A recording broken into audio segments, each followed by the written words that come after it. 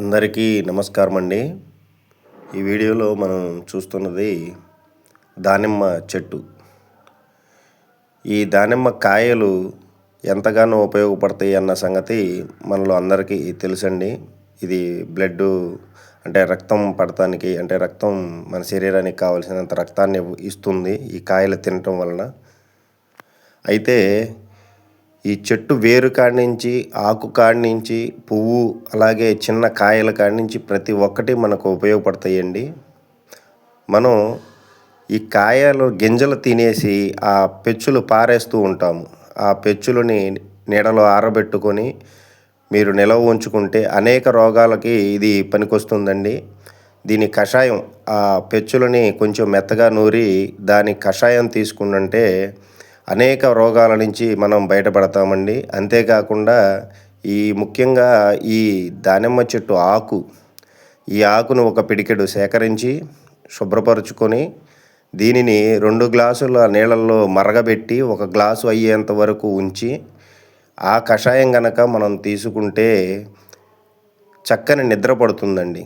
ఈ నిద్రలేమి సమస్యతో బాధపడే వాళ్ళకి ఇది ఒక చక్కని పరిష్కారం. అంతేకాకుండా ఇలా కషాయం తీసుకోవడం వలన డైజెషన్ ప్రాబ్లం ఉన్న, అలాగే ఈ ఆకులో ఎక్కువగా సి విటమిన్ ఉండటం వలన ఈ కషాయం తీసుకోవటం వలన రోగనిరోధక శక్తి కూడా పెరుగుతుందండి.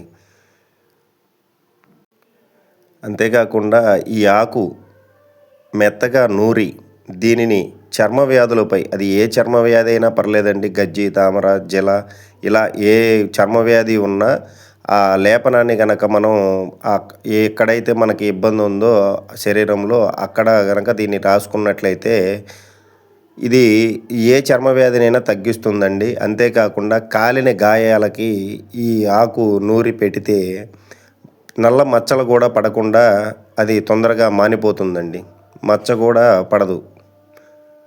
ఇక ఈ దానిమ్మ కాయ బెరడు, అంటే ఆ పెచ్చులు మనం కషాయం గనక చేసుకొని తీసుకున్నట్లయితే పైల్స్ ప్రాబ్లం కాడి నుంచి అనేక సమస్యలు, ఆడవారిలో తెల్లబట్ట సమస్యలు కూడా ఇది తీరుస్తుందండి.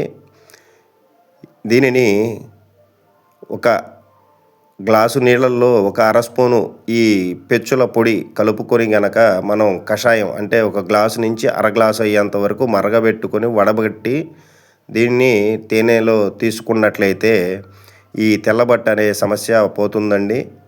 అంతేకాకుండా ఈ బెరడు కషాయాన్ని బాగా మరగబెట్టి ఆ కషాయానికి అంతే సమానంగా పుదీనా ఆకుల కషాయం, అంటే పుదీనా ఆకుని నీడలో ఆరబెట్టుకొని దంచి పొడి చేసుకొని దాన్ని కషాయం పెట్టుకొని ఈ కషాయం, ఆ కషాయం, అంటే అది 1/2 గ్లాసు, ఇది 1/2 గ్లాసు కలుపుకొని దానితోటి మీ జననాంగాన్ని గనక శుభ్రపరుచుకున్నట్లయితే తెల్లబట్ట సమస్య నుంచి తొందరగా బయటపడతారండి.